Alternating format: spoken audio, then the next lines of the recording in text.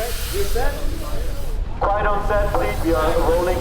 Everything feels so intense. We want to make it as big as we can, but as safe as we can. It really needed to happen fast. It was the most intense scene we shooted on the last day.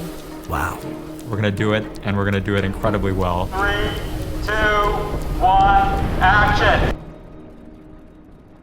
So Freddy started making films at the age of 9. I had owned an animation studio, and he was intrigued by the whole notion of shooting. I immediately fell in love with the craft of filmmaking, and I spent hours in that garage animating puppets frame by frame. The thing that really got him the film bug In first place, Freddy MacDonald. was having a story, telling it, and having people react to it. My dad was always by my side and taught me everything. Right around this time, I was offered a job in Switzerland. And throughout high school in Zurich, I started making shorts professionally. I met the incredible cinematographer, Sebastian Klinger. While they were here in Switzerland, we made like 5 or 6 films and some music videos in between. Back in 2017, we were kind of starting to realize how incredible of a director Freddy is. Okay, we're rolling. This is when we met our producer, Barry Navidi, who's wonderful and who's been there from the very beginning with us. I saw the film Father of Art. I was blown away by it. This is directed by a kid, 17 years old.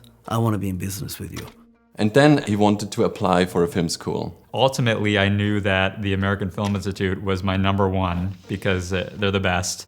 And the last film that he made was So Torn. We shot So Torn, which was the application film, on one day for $4,000, and we shot it simultaneously on an iPhone and a cinema camera. I was absolutely in love with the short. Like, how did he pull this off? And what happened? He got into the school.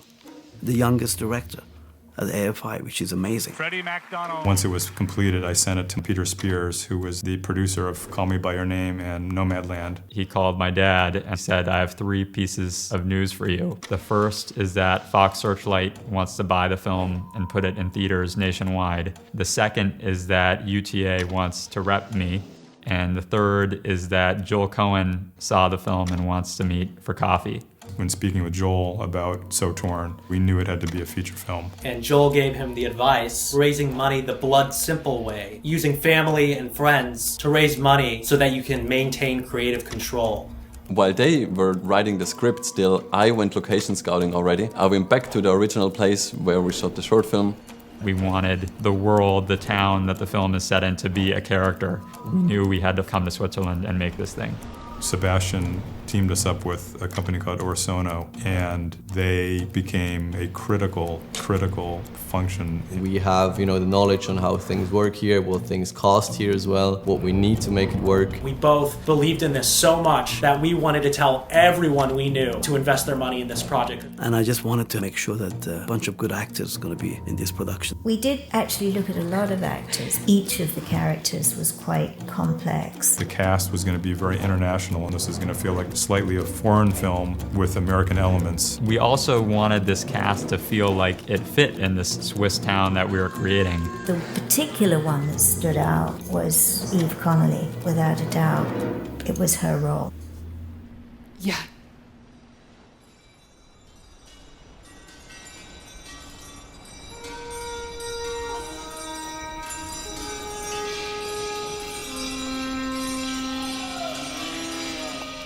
My impression of Switzerland is that it's possibly it is the most beautiful place I think I've ever been. If you have to shoot a movie, Switzerland is the place to shoot it. The town we were shooting in, it's called Vattis, and it's wedged between the Alps. The people are so supportive and wonderful. The only way this works in such a small village is by having the people on your side. People are annoyed, they shut down the production. The mountains, the Alps, these deserted valleys offer also a special atmosphere and something unique to the story of So Torn. We love this idea of somebody coming upon a deal gone bad and having no one else around to witness what they decide to do. We wanted to tell a story that explores the repercussions of the choices that we make. Barbara has 3 choices, and we watch her go through, make all 3 of these choices. What's extraordinary about the film is that you see all those 3 scenarios in line and the consequences of the choices she makes. But you think you're watching one film, then you actually start watching another film, then you actually watch another film, so it's like a Russian doll. This one is unique. They came up with the most amazing screenplay. I loved the script the first time I read it. I thought it was incredibly creative, and it was so different than anything else I've read. And also, I thought it was very profound. Barbara's a really special character, and there's so much sadness and love there, and it's... I thought I was gonna cry. With Freddy, we talk about the music before the shooting, and we search together which color will be good for the movie. And for Freddy, I know that the music is very important. Because we had been so specific, we were also able to meet with Vivian, our fantastic production designer. We went through all the locations, all the rooms, and then I started to do mood boards and gathered ideas how it could look. It was critical that she could form those worlds so that they felt specific and lived in. Because it's all so torn with SEW, there's thread in it, and it's what that thread does that is quite incredible. A lot of the thread work was done at home before we got on set, and it had to be because we didn't know if it was going to work. All those threads, I just couldn't figure out anything about this, and I thought, what kind of a brain thinks of these things? We're so detailed and specific, and if we put one prop in the wrong position, it just would not cut or line up with anything we had shot prior. I'm just glad that I get to pretend to seem like I'm the genius in the end. And then of course to see it coming alive when the lights get set up and the actors start to move inside it. That's really beautiful to see. Right on set, we are rolling. Action. It was super nice to see all these people coming together, living together for a month, performing absolute great work. Because it was a fairly small team, it was really able to work in a very fast way, and I love that. Everybody was prepared to go anywhere, and do anything in order to get the shot, and that's very exciting. This picture has a certain synergy with the crew, and everybody seems to be in sync. Everyone was incredible. He was like, do whatever you want, I trust you. And that's very special. Great cut, awesome. Great cut, awesome. Great cut, awesome. Freddy Awesome MacDonald. So Freddy's 21 years old, and I actually can't believe I said that, because when you're working with him, he seems so seasoned. I was smashed how mature this guy, Freddy MacDonald, is in his orders and his work with the actors. Freddy is 21, but he's far advanced. He knows exactly what he wants. He knows how he's going to edit it, so that makes everything very clear. He's also a tiny, very delicate boy. Young man, sorry about that. I've just been incredibly impressed by his ability to direct people, especially people who are 2 or 3 times his age. We've gotten to know each other more like this, but he's still my boss, you know, whatever age. I think it's been the best working experience I've had with the director. Everyone united around the story, despite how incredibly ambitious it was, and despite how little time we had to get the shots we wanted. Yeah, that's a wrap. Sometimes I feel I want to make music, but Freddy said, no music there. And I understand why, because the silence is also music. Steep Swiss staircase from a very old house.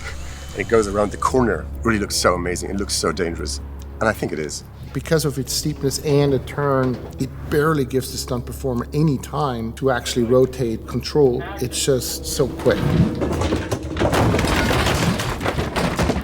I was sort of hung up at my feet and pulled backwards. Dunk, dunk, dunk. We looked at all the different weapon opportunities or options. Which ones are going to be used? What is a good look? I just wanted to make sure that I held up my end of the bargain. Like, it's challenging, but it's fun. When someone gets shot with a gun in the story, there's a pyrotechnic device that gets placed with a blood pack. As a performer, it's nice to have them because you actually feel them. It's good fun to play. In a perverted kind of way. And Frank was the perfect person for it. I worked on the A-Team, and it taught us how to do pyrotechnics. We prepared all the squibs and the other blood stuff that we had to do when the helmet got squirted with blood. The stunts were amazing, and that was actually a first for me.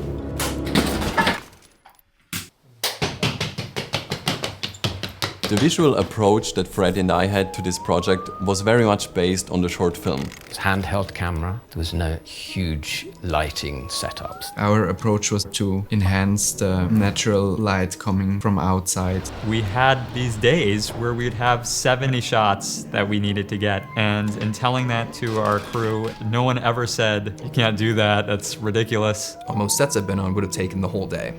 And we did it in 2 hours. Everyone is so on, and everyone's nailing it every single time. It's the first set I've ever been which was in time or even finished before time limit. Crazy, but in a good way. It was actually my first time working with almost only LED lights. It's just so convenient because you can control them remotely. For the driving sequences, we needed to find a way to be in there in the car with the character. We're blocking a road for 3 days straight, having big trucks that should pass through regular bus connections. We had so many times, we were out on the road freezing to death. Calum had to have scratches on his face and everything, so we had to do that every day from hand. And the crime scene, if Barbara's plan had failed, how would that story continue? Even though you see almost short stories throughout it, there is still one overall journey. With that comes all the continuity craziness of not only physical continuity, but the emotional continuity of every single actor in this ensemble cast. We needed to separate those 3 stories also visually. That's why we had 3 colors assigned to those 3 stories. The first story was the blue color, and then the second is yellow, and the third is red. That was really nice to kind of separate all the different sets from each other. Part of the whole thread metaphor as well is you follow the thread to that point where the choice might actually end up being the wrong one. With all these clever scenes, we also had to find the perfect sound for the threads. Because it's the story of a seamstress. Very quick, I have the idea of use some scissor things and thread sound because it's subliminal. People don't know if really scissor, but it's there. I feel that the sound is a very big part of the music. When I heard his composition for the first time, I was stunned. Jacob inspired me, and that's how I found the right sound. I know that I have to find the really right instrument. I'm pretty happy to find the musical saw because it's a very strange instrument. It's very funny because it's just bow with a saw. But if you mix with other sound, it's gonna be a very strange sound, and I feel it fit perfectly with the movie. There was this interesting dynamic between fearing that day and being very excited to finally get to do it. We were in downtown Badragat, so now we're dealing with glass that needs to be blown out and the fireball needs to come out. We knew this was going to be an incredibly ambitious task. I'm a little bit scared. So much work and also fear and sweat went into that. Let's do the last preparations. We should start pumping gas in 7 minutes. Oliver and his team built me a safe box so I could be there with the camera 10 meters in front of it. I've never seen in the history of film in Switzerland that an existing storefront got blown out. Okay, we're going hot. 3, 2, 1. Action!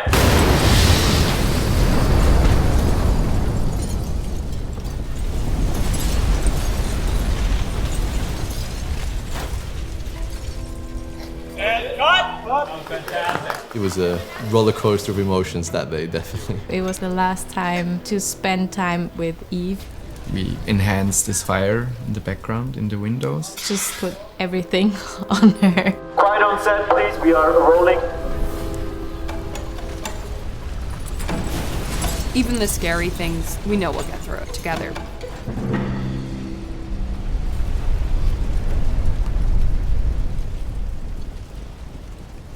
And cut. That's a wrap on Eve.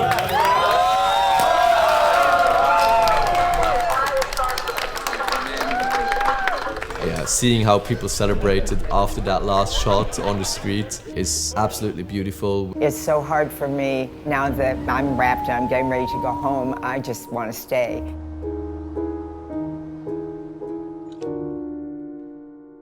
Barbara? Yes, Mom. You'll be on your own. Please don't go. Barbara. You'll move on.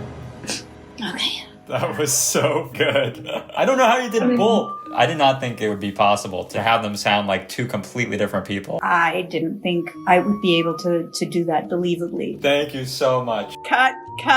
While Freddy was still editing the film, what I did was to tackle all the visual effects. The gunshots, for example, the town sign, or replace the sky at some places. Really like minor stuff. Or like adding fire at the fabric store explosion.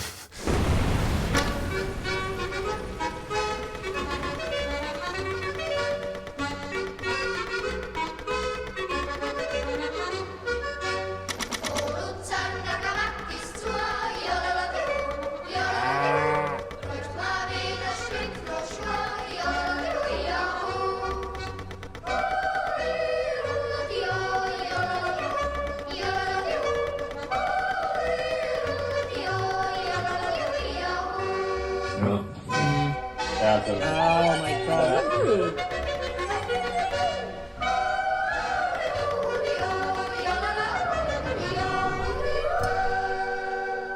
That button and that one little act, it changes her life. 3D audio has become the new standard. We all agreed from the beginning that we wanted to make the film to be ready for the future. I never do this mix with Atmos, and I feel to use the spatialization of the sound gonna be very helpful for the movie. And exactly for the thread and the scissor that is everywhere, on the right and on the left, I think it's gonna be amazing.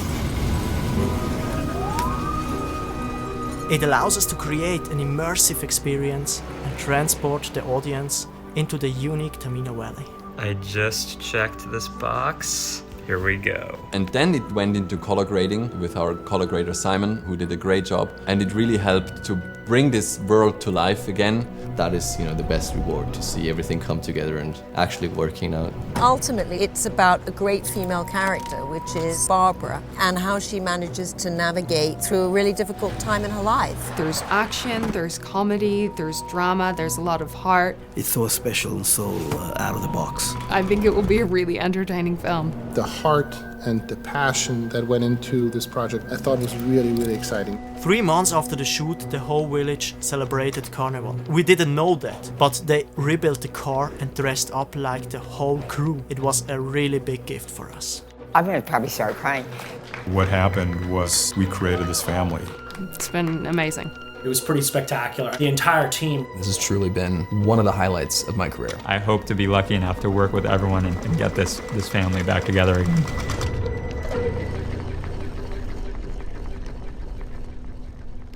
Great cut. Awesome. Oh my god. Oh my god. That's a long take.